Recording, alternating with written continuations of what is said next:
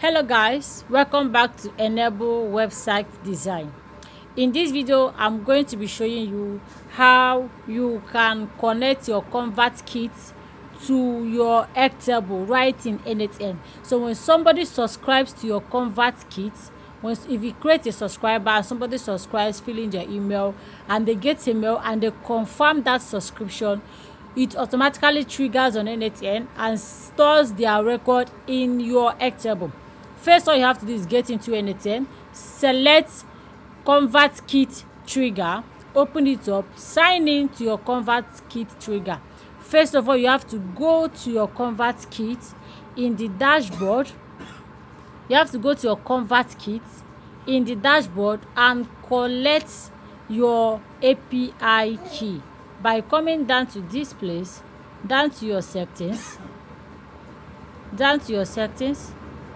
and down to your settings is opening. Then scroll down to it is opening developer. Click on developer, then you find your API key. This is the API secret key. Open it and copy it, right? And then you return back here, and when you click on create credentials, you are able to paste your secret key right here, and that is how you have connected your ConvertKit in your N8N. Then the next thing that happens is your Airtable, right? You can see the output here. You sign into your Airtable, select your base, select your table, map the columns correctly. For the email, you can just drag it to replace what I have in here, and you are good, right? So remember, in your ConvertKit, the operation to select, the event to select is form subscribe, depending on what you want anyway. So I want form subscribe.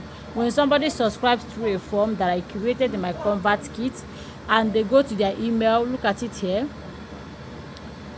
and they click on confirm, then we are good, right?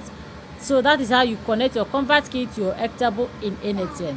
Thank you for watching this video, and please like, subscribe and comment.